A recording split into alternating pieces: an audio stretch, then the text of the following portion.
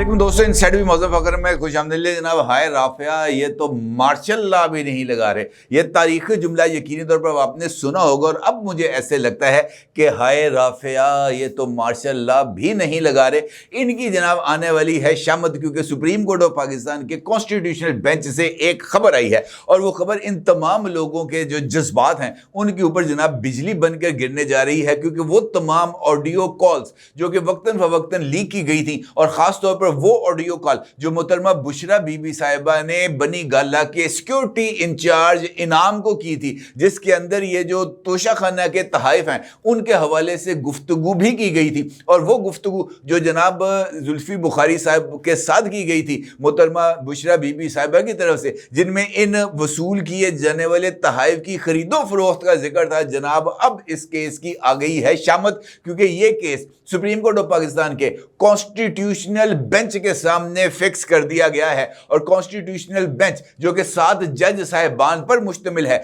जिसको हेड करेंगे जनाब जस्टिस अमीनुद्दीन खान साहब, उसने इस केस को जनाब कर दिया है फिक्स समाअत के लिए, और वो भी 24 नवंबर से पहले। यानी ये इस केस की समाअत होने जा रही है अब 21 नवंबर को। इस सूरत हाल में सवाल है और बहुत ही इंपॉर्टेंट सवाल है कि क्या सुप्रीम कोर्ट ऑफ पाकिस्तान का ये 7 रुकनी बेंच इमरान खान साहब और दीगर की दरखास्त के ऊपर जुडिशियल कमीशन की कार्रवाई को रोकेगा या जुडिशियल कमीशन ऑफ पाकिस्तान को कार्रवाई करने की इजाजत देगा। यह सवाल भी बहुत ज्यादा अहमियत का हामिल है कि क्या सुप्रीम कोर्ट ऑफ पाकिस्तान का 7 रुकनी बेंच ये ऑडियो लीक्स और खास तौर पर मौजूदा हालात में तोशा खाना केस 1 और तोशा खाना 2 केस का सारा दारोमदार इसी कमीशन की फाइंडिंग्स के ऊपर आएगा या सुप्रीम कोर्ट ऑफ पाकिस्तान के फैसले के ऊपर आएगा। लिहाजा क्या सुप्रीम कोर्ट ऑफ पाकिस्तान इस केस को खुद सुनेगी, और अगर वो खुद सुनती है तो फिर इस केस का अंजाम क्या हो सकता है, इस सारी सूरत हाल पर आपके साथ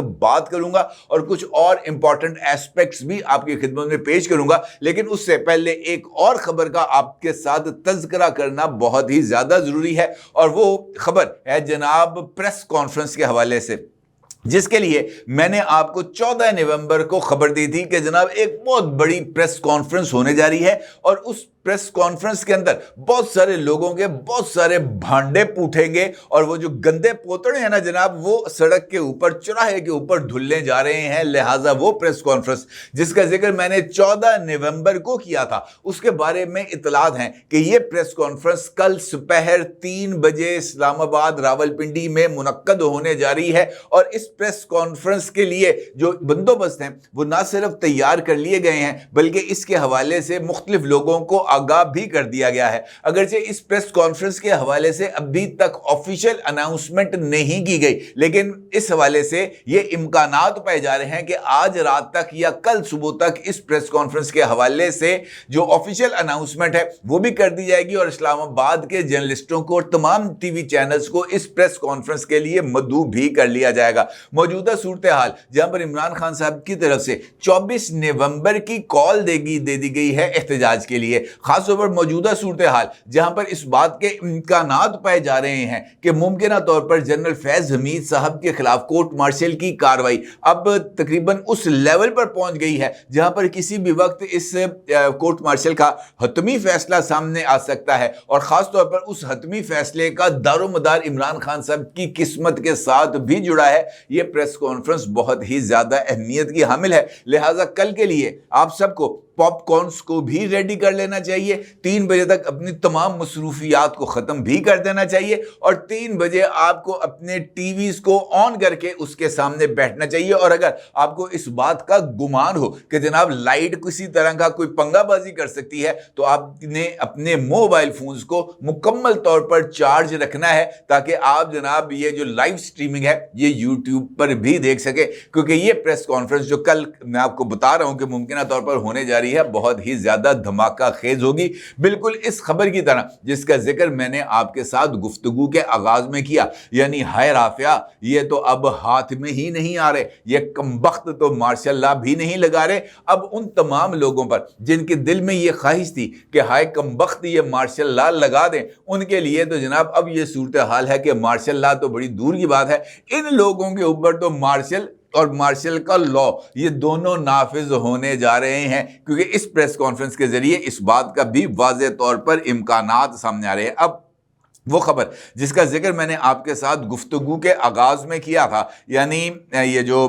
بینچ ہے 7 رکنی بینچ جس کو ہیڈ کر رہے ہیں جناب جسٹس امین الدین خان صاحب، یہ اپنی کارروائی کا آغاز کرنے جا رہا ہے۔ امپورٹنٹ بات یہ ہے کہ سپریم کورٹ آف پاکستان نے اپنا جو کاز لسٹ ہے وہ جاری کر دی ہے، اور اس کاز لسٹ کے اندر آئندہ ہفتے میں جہاں پر اس 7 رکنی بینچ کے لیے جو کیسز ہیں ان کو فکس کیا گیا ہے، وہیں پر آئندہ ہفتے کے لیے 1100 ٹیکس معاملات سے متعلق درخواستوں کو بھی سماعت کے لیے مقرر کر دیا گیا ہے۔ اس کا مطلب یہ ہے کہ جسٹس یحییٰ افریدی صاحب یہ جو بیک لاگ ہے، اور خاص طور پر ایسے تمام معاملات جو ایک طویل عرصے سے پاکستان کی معیشت پر بوجھ بنے ہوئے ہیں، کیونکہ ان مقدمات کو حتمی لیول تک نہ پہنچانے کے نتیجے میں تقریباً 1200 ارب روپے کے ٹیکس معاملات اس وقت سٹے آرڈر کی زد میں ہیں، ان تمام معاملات کو نہ صرف منطقی انجام تک پہنچایا جائے گا بلکہ اس کے نتیجے میں اسٹیٹ آف پاکستان کے پاس رقومات بھی جمع ہو جائیں گی، اور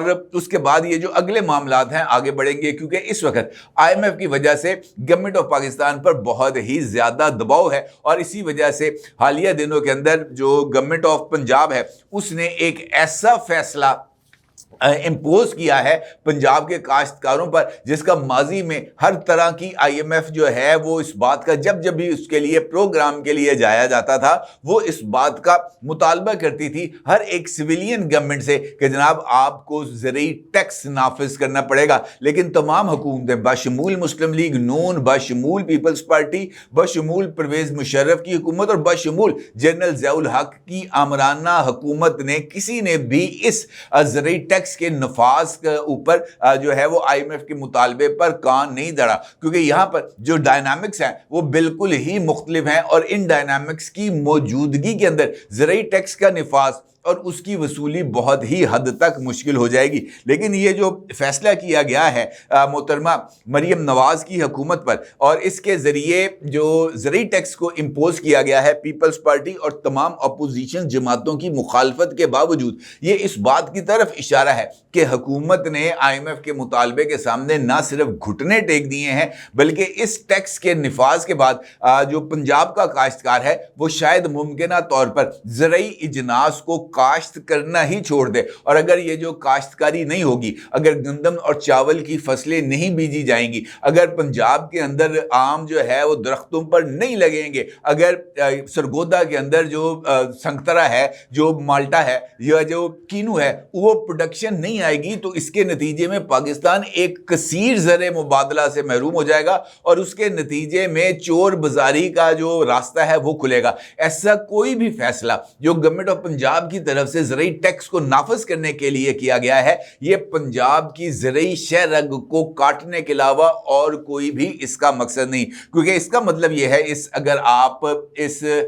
بل کو اس کا مطالعہ کریں تو یہ بات سامنے آتی ہے کہ یہ زمینی حقائق کو مد نظر رکھے بغیر یہ بل کو منظور کیا گیا ہے، کیونکہ اگر زمینی حقائق کو مد نظر رکھا جاتا تو شاید اس طرح کا فیصلہ ہی نہ کیا جاتا۔ اس بل کے مطابق، جس کا عکس آپ اپنی اسکرین پر بھی دیکھ سکتے ہیں،